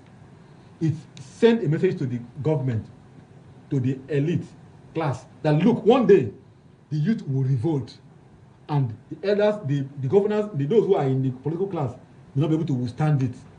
You saw the Edinburgh governance protest, how it went. Every attempt to stop it still went ahead. Because people are becoming more enlightened that it is your right to carry out this protest. So at a point, you will be having this protest vote, not because those who are protesting to vote believe that the vote will count. But okay, let me even give you a shock again. In 2023, I saw a lady who was attacked by thugs at the polling unit. I think the eyes, she put a plaster on her eyes, on her head. They took her to the hospital. She came back and still voted. A lady. She was beaten at a polling unit. And that photograph actually went ahead to become very influential. But she still left hospital bed, came back with broken bones, and still had to cast her vote. Even when she knew the vote may not count, but it shows you the level of awareness that she has. Now, if you have that kind of lady, 20 of them across the country, it's going to create a ripple effect. It could create more awareness. So you need to begin to know that the voters here may, at a point, revolt. I'm happy that we're getting there to a point where you now have the freedom of expression, the freedom of assemblage, the freedom to hold your opinion without minding whether anybody will be touched or not. If you tune into, you will hear people talking about their mind on the day of Nigeria, on the October 1, Democracy Day. Sorry, Nigeria Independence. That same day, some youth were protesting. Well, they even dare to use Eagle Square. It shows you the awareness that is coming out amongst the youth. Let's still get feeds from Akwa Ibom State, and we have this one from Theophilus Udo, who is at Ibom local government area. He's currently at Akisiek office. Let's get the update with regards to that. Yeah, we are here at the Ibom local government headquarters talking about Okoita, where elections supposed to hold today, being the 5th of October 2024. But at this point in time, get to see this in some local government areas. Elections have still been concluded, but at this point in time, the people in Ibom local government area are still waiting for the arrival of the material, and that's why you can see behind here is the Akisek Secretariat, and they are still saying what they are looking for at this point is election materials for all the political wards in the Ibom local government area, for the people resident at the grassroots to go out and exercise their civic right, which is to vote in an election like this. This is the 3rd-tier elections in Akwa Ibom State, where the masses are given the opportunity to elect their local government chairman and councillors across the political world. But till this afternoon, the people of Ibom local government area are yet to receive material from the Akwa Ibom State Independent Electoral Commission. We'll fill you in as situation progresses. Hopefully, by that time, when we get back to the studios, we will have the materials arriving or Okoita in the Ibom. But for now, no election materials in the Ibom. We just heard from Theophilus Udo as at this afternoon, where some units, they've already concluded voting. Yet, materials. Early in the morning today, I started getting reports from our team that are out there that, even one just came in now. I'm not ready. He said that there are pre-election violence in Ibom. That is why I was trying to say that there are some flashpoints. Ibom is one of them, and I gave you the reasons why. And I mentioned Ikono and Ene, and I gave you the reasons. I think that it is very sad that up till this hour, I think this is about 12:36, and we don't have a sign that there will be election in Ibom. This is a sad one, and I want to draw attention of the law enforcement agents of the Akisiek to note that Ibom, Akoita, which is the local government headquarters, have not seen materials, and there is need for them to mobilize materials and take it down there. I don't want to see inconclusive elections. It will be a very sad one that will have Akisiek election inconclusive, towing the line of INEC. This is how INEC, the election will be inconclusive. I mean, 31 local government area is not 36 states. And the only duty of Akisiek is to conduct election. Don't tell me that the time was short. I don't want to believe that, because the only duty of Akisiek is to carry out election in Akwa Ibom. After then, they will go back to their offices. So they ought to have been prepared. They ought to have marked out the flashpoint and mobilized enough security. That's why I mentioned I have not heard the EFCC mobilizing. I mean, maybe they have, but I have not heard. And when you look at the video that we saw from Theophilus Udo, we did not even see any security presence. That also left room for violence. But then we recall what happened during the last elections in Ibom. You understand that a night before that election, there were issues that even led to loss of lives. And then, shouldn't that have been or served as a preemptive measure? You know that these places usually experience some issues, and then proper security is being put in place to ensure that if incidences of this nature arise, there are measures put in place to address them effectively. That is why I said that I'm surprised that even looking at the video, which is a live feed from your correspondent, Geoffrey Osodo, there is no security presence. You can even see people are going about, machine is passing or going about their normal duty. And it's almost as if the restriction of movement is not effective. You can imagine that alone is a sign that there is need for the security to have moved in. You don't even have to wait, like you mentioned. I have just given you, even without any violence being envisaged. Looking at the political actors, take each local government area, take each territorial district. You can sit down on your own as analyst or as security expert or as a security agent to dissect and say this area, this is likely to happen. You put these measures in place. This area, look at it. Let's look at Ikonanini. I told you that we had a rerun. There was violence in Ikonanini. During the last election, we had it. And Ini is only one way in. You only go in with one road and come out with that one road. You don't have two-way in. Like you have in New York, for instance, where you can come in from any other route. But here you go in through one road and they can block that road. You come into that same road. So these are things that should have been considered, knowing that the political interest, the stakes are high. I have mentioned that you had, in last election, what we had was when Right Honorable Imam Walik Mahmoud wanted a second term, he had a contest that was, prolonged, and, we had a rerun with Dr. Gloria Edet of the PDP. And then you have former Senator Alesha Setuk from that same area who would have to prove a point that you must deliver your unit. And let me tell you one thing about politicians. Me and you, we are in the studio here talking. They must prove a point that they must deliver their units. That is the point.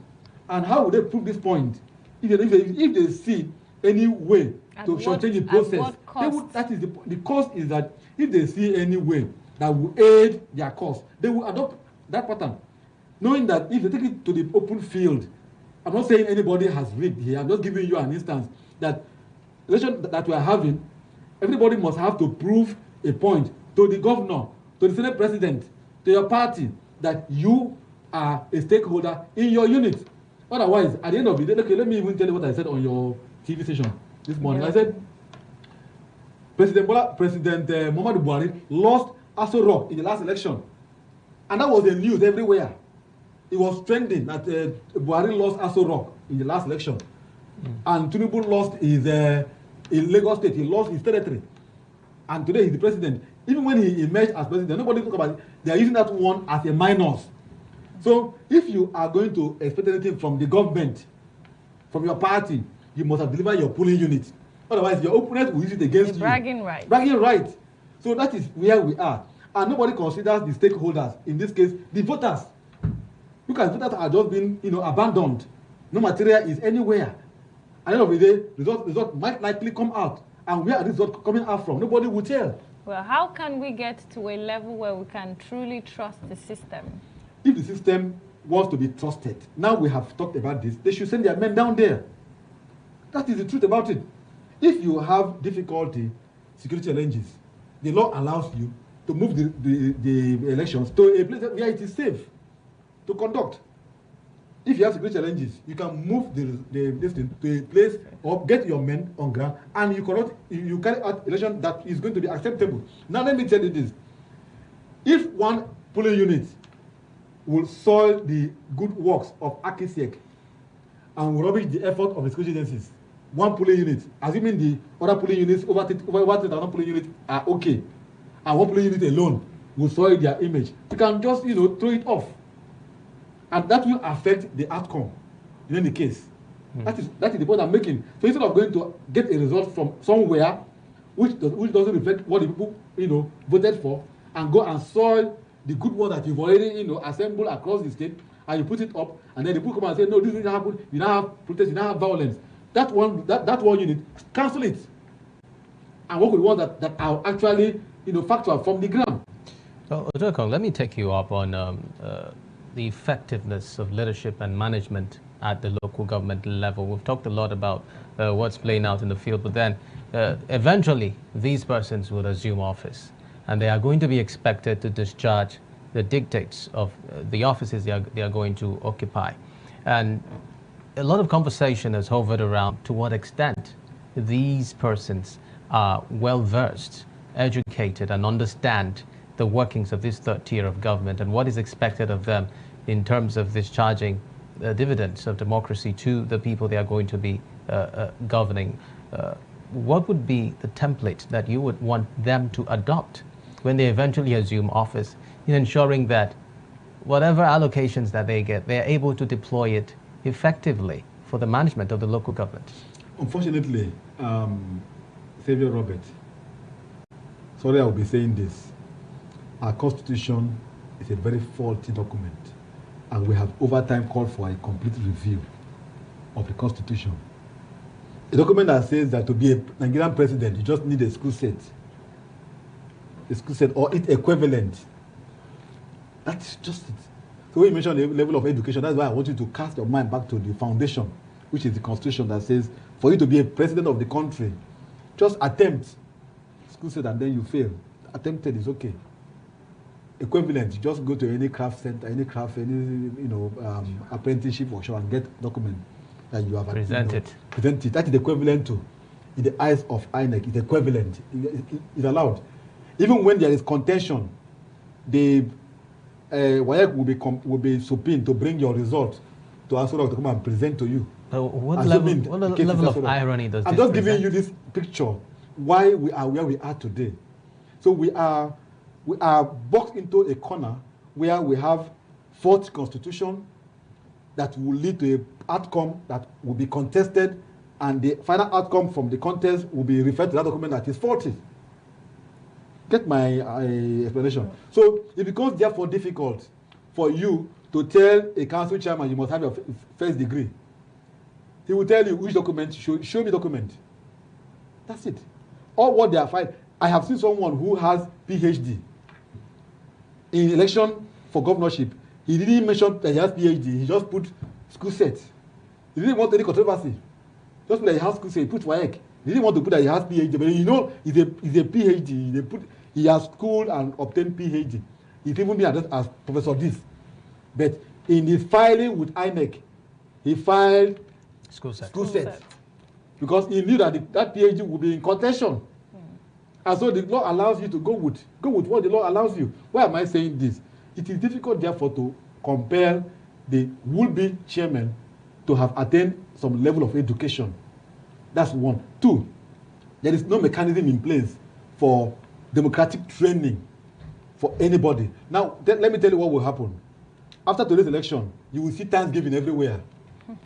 Church Thanksgiving, celebration here, popping of wine. And landing. And landing where everybody will just be happy, and that it ends there. You won't hear anybody say, let me begin to think of who to work with me. And before you know it, they will send a long list of PAs and SAs that will work with you. Those that made it the chairman, they will send you a long list. And then you will just sit down there. When the money comes, you begin to allocate. You send it to the Suso godfather, Suso godmother. Before you know it, there's nothing left for the people. And then at the end of the day, take your own share. I wanted to say this when I forgot to say this. Yeah. When I don't want to mention the year now, a particular chairman in this state had to relocate the local government headquarters to Uyo. Yes. How did he do it? He had a nameplate in his parlor. Like he put his name and put chairman of the local government in his office in the parlor, on his table like this. So one day I went there and I said, sir, by this your table nameplate, you have moved your council headquarters to Uyo, to your house in Uyo. He said, how do you mean? I said, logically, you have placed that you are the council chairman of Sosolo government and you're putting it in your table in Uyo. That is the point. That is the level of education that they had. And every activity is done in his office, in his house in Uyo. You want to see him, come to Uyo. You want to see him, come to Uyo. Some will even go and pay a hotel and lodge in a hotel. Take a whole suite and money will just be paying. It happens. Before you know it, the whole council money will be finished. And you will have chains of women go about with them, chains of PAs, chains of this, and some of them will start using police protection. And you see them start using PAs and SS. And you think of kind of madness happening at local government level, even when they are supposed to be sobered and know that they are carrying burden on their head, burden of leadership to deliver good governance. Given such a position for 3 years, I will be worried. How will I touch the life? 3 years. I will be thinking, I will be, worried, I will be disturbed. I will go my street, go around the village level. Some chairmen don't even know who their village head are. What is their average mindset like? Is it about the money or is it about the position? Savior, you are enlightened. If you have not been through the 4 walls of education and someone just tells you now, maybe you are in, let me just make sure you are in Lagos or you are in Abuja. Someone just remember that there is Savior Robert in Abuja. Okay. Tell my cousin, call him to come and go chairman. And they will just invite you that you say you are selling in one shop. They say, come down to Akwa Ibom tomorrow and make you council chairman. My brother, you go pack up, enter night bus. You go land for Akwa Ibom tomorrow. The next day you become council chairman. Well, the picture you're having in your head is how to money involved, what you're making. You have to tell you, look, as you land, they will receive you and tell you, look, this is what we are expecting every month. Take this oath that you be loyal. They take oath in Biam. And when you take oath, loyal to this Godfather, every month you send this, you send that, you send that. And before you do anything, you must report to us. Let us know what you are doing. And you will be put there like a stooge that doesn't have a say on the running of local government council, but you are there as the chairman. You only sign. Okay, let's take updates from Etinan, Ward 1, Unit 7, where voting is underway. We can just pull up those visuals there. You can see voting is ongoing in Etinan, Ward 1, Unit 7. See the people. And I don't know, this number is actually few. Okay, I think there's a little bit more. This is Etinan, and a few locations in some other local government.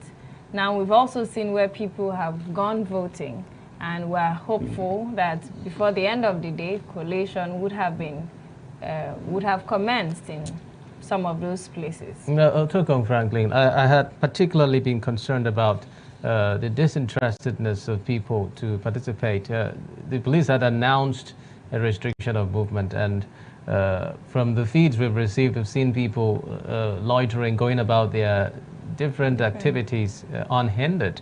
And then it also reminds us of the place of the process of electoral moves in the polity, and how people are interested in everything that is happening currently in the state. Why are people so discouraged, and to what extent can we galvanize people's interests a little bit more in the process of elections in the state, not just in the state but nationally now as we begin to wind down? Voter apathy is normally to the benefit of the political class. That is where you see the rigging taking place. When these people don't vote, the numbers will come out and they vote. That is why INEC had to introduce the beavers and the IRF. It was meant to stop people who will now go and inflate the numbers of voters in the previous elections. To say, for example, out of a polling unit where you have 100 voters, you have only 20 come out to vote. The 20 have voted. At the end of the day, the INEC sheet will be crossed that 20% have voted, sealed. That is why I questioned. When you see photocopied INEC result sheet, the question will be, where is the original? Because in the case where you have 20 voters, assuming, turn out to vote in a polling unit, and then they finish the document, they finish everything documentation, then they now sign, all parties will sign and go home with photocopied. The original copy will now go, and you will now see that 100 persons actually voted. You have a dispute. How do you now prove your own? What you paste at your polling unit shows that 20 persons voted. What is now collated at the INEC World Center shows that 100 persons voted. So that is the point. So people have become so disinterested. We have made politics to look like a dirty game, whereas it is not. It ought to be a process to give us good governance. Politics should be something that everyone should be interested. Everybody should be part of it. It is more of the time of an appraisal. Election like this is time of appraisal, time of scorecard. So that you can now say, okay, this man had been there for 4 years, for 3 years, he didn't do well. Let us not vote him again. We now vote you out. And then somebody else will now be voted in. He now knows that the person who was voted out for him to be voted in was voted out because he didn't do well. So that is the point. But in this case, in the Nigerian context, the less you have voters, the more it's interesting for the political class. But they will sit there and say, let me even give you a shocker. What happened in 2007 in my community? One of those days, we were scared that there will be violence. That there will be violence. The political actors started, making threats that they will be violent, they will kill, they will do this, they will do this. On the night preceding the election date, they went around throwing knockout in people's roof. You say, it's true, they have brought it to come and kill people. Nobody go out to go and vote. We had to go around, use tank crier to come out and vote. Nobody want to come and die. Because they had knockout, which was even not a gun, but it was like a gun, gun shout. Like, they said they actually meant business to kill people. After that, you go and do it. And that's what happened. The result still went that everybody voted. So this is the point we are saying. But the beavers came in to sort out this issue. But they did not. That's the point. Beavers came in. You still have, when the beavers came in initially, we still had a register that beavers was bypassed. When they try to thumbprint and your fingerprint is not recognized, they say, come and sign your name, and then you thumbprint, and then you go. So beavers came in to solve that mischief, but it did not. So we're still having issues. We will get there. That is why we are talking every day. We will get there. My concern is, today, the youth are becoming more aware. And you could see the president himself has come to know that these youth are becoming more aware. He even said that there should be a youth confab. Let's come out and talk. Let the youth be involved now in talking. Because if you don't talk, in fact, when you even talk, but let your anger, you get healing easily than be beaten and you don't cry, keep quiet. You store the anger, then you will explode. It's like a time bomb.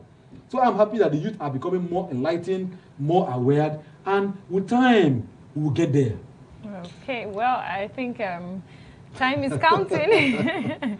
And so are votes too. Votes are counting, and we do hope to bring updates on these activities. However, well, whatever has a start point will always have an end. Yes, who would have thought that it was going to be possible to run this long? It's a marathon indeed. But then we'll continue to keep our sights on what's happening in Akwa Ibom and, of course, in Rivers State. Well, we understand that a lot of other states will also be conducting their respective local government polls, trying to beat the deadline of October so that they can receive their monies, because there are fears that so much power. There are fears that after October they may not be entitled until they conduct the local government elections. So thank you very much, Otuekon Franklin Isong, for partaking in Weekend Express.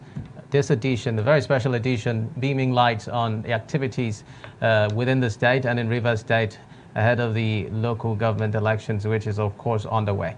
Well, thank you so much for your time. We do appreciate your insights. Thank you so much. Thank you. And, of course, thank you, too, for staying with us. We've been bringing you some updates, and not to forget, these updates will still be pouring in. Well, Xavier needs to drink water. So do I. And thank you so much for that time. I'm Jennifer Pius. It's been a wonderful time. And I'm Xavier Roberts. Do have yourselves a terrific day. Bye.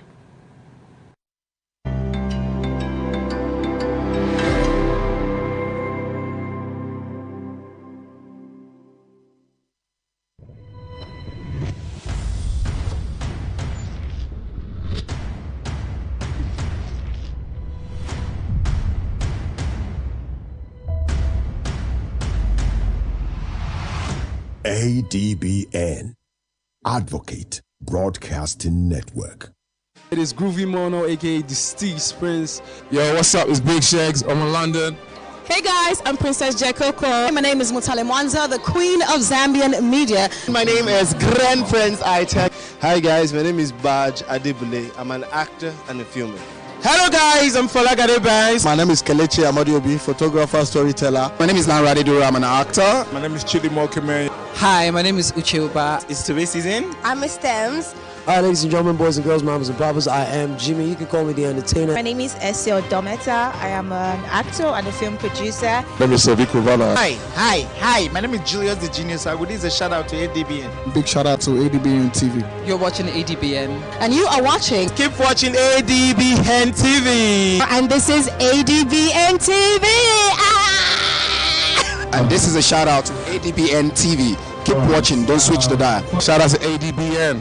Keep watching, love. And you are watching ADBN TV. Shout out to ADBN TV. I've got one thing for you. Make sure you keep watching ADBN TV. And shout out to ADBN TV. Shout out to ADBN TV. Don't touch that dial. And you're watching ADBN TV. Keep watching ADBN TV.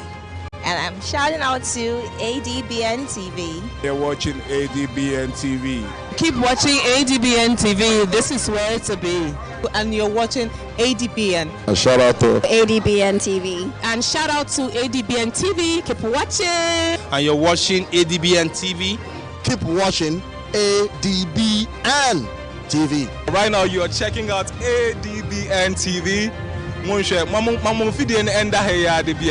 One time. ADBN. Keep watching. I love you and kisses. Keep watching ADBN. And a special shout out to ADBN. Keep doing what you're doing, guys. Please don't touch that dial. Stay groovy. Mwah. Hey, Bobby. It's a shout out to ADBN. ADBN, Advocate Broadcasting Network.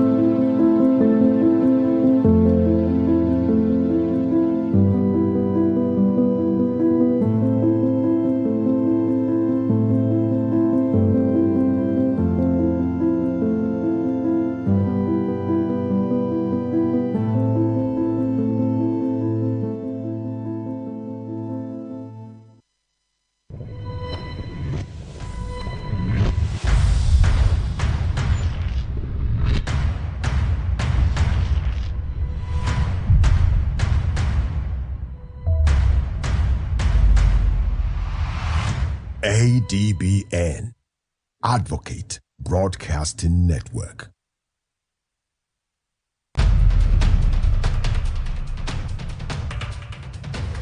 It's the unthinkable.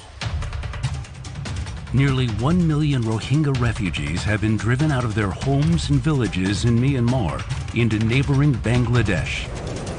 It is by far one of the world's largest humanitarian crises today. The Rohingya are descendants of the ancient Southeast Asian kingdom of Arakan.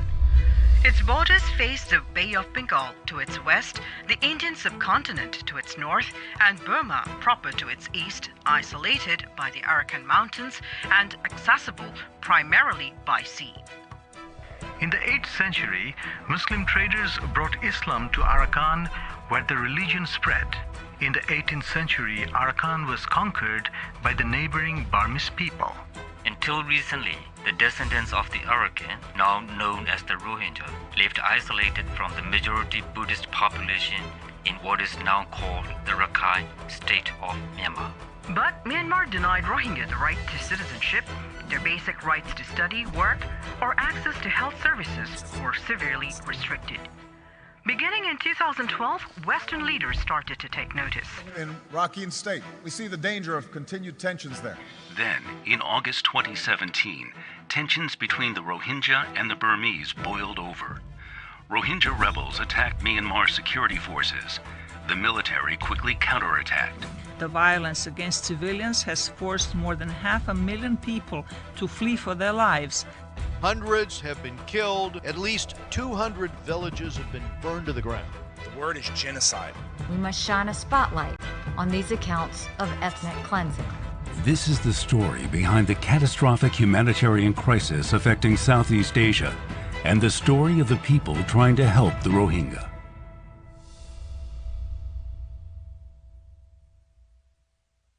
Look around me. This river, it's part of the border between the nation of Bangladesh and the nation of Myanmar.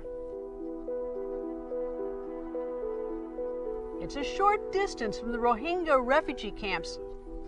And this is one of the border locations where many desperate Rohingya refugees, under the most unthinkable conditions, cross this river, fleeing for their lives.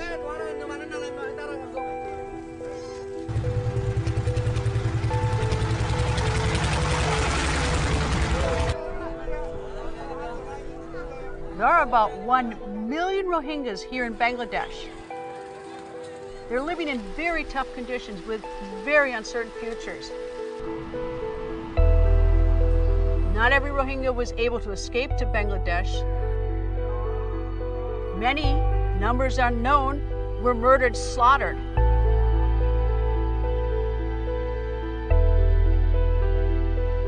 The United Nations has identified these vicious acts as ethnic cleansing. You've heard the phrase, never again. But those words ring hollow here. It has happened again to the Rohingyas.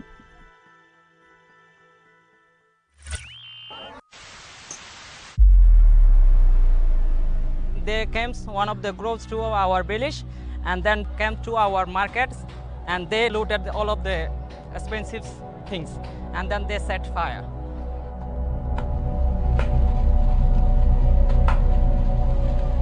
Also, they come into our village and shooting the everywhere, just firing like shooting the like this on fire.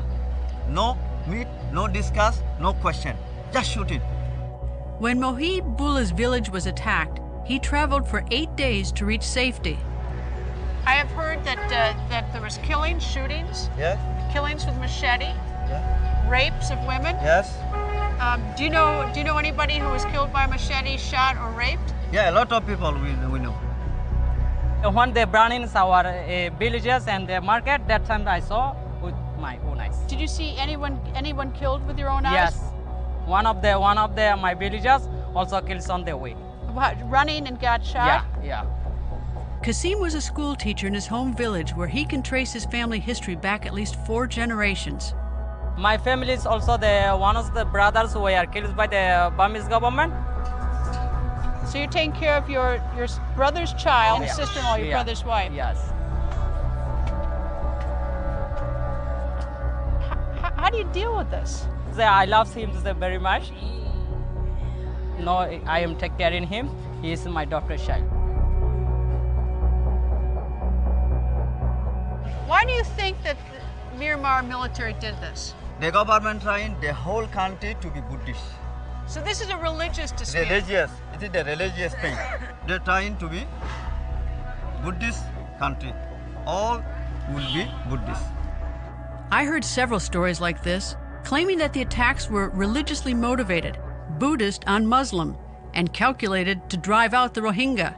No government confirms that story, but the Rohingya here believe it.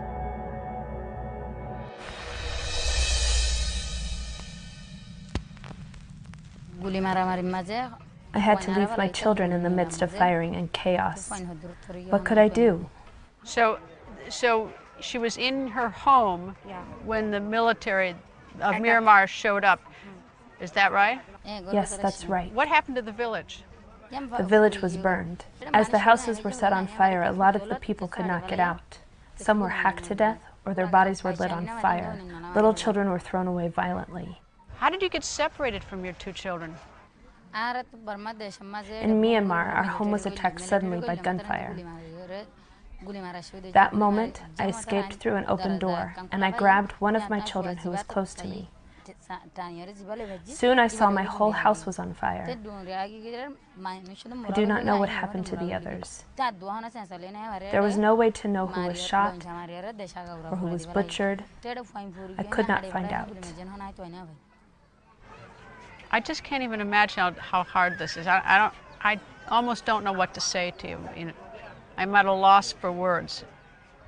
My son was 5. My daughter 7. What's her name, in case anyone is watching? Shahida. And what is your son's name? Mahmoud Hassan.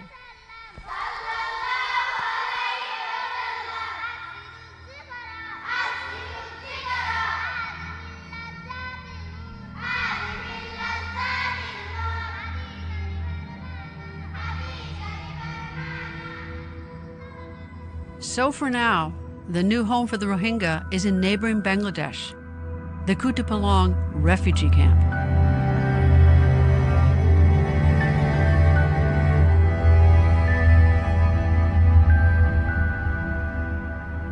What was once a lush forest is now a... When I walk through it, there's just this sense of a lot of people that are just kind of surviving, not really living, just kind of getting by day to day.